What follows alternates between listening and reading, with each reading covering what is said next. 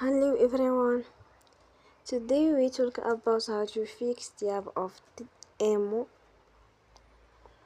You go to settings, then we click on apps. After that you will search the app Emo and you will click. Then you will on for stop.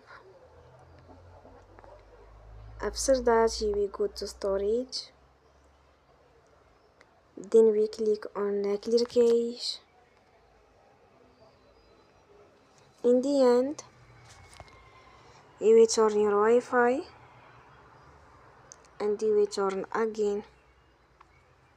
Don't forget to support us by like and subscribe.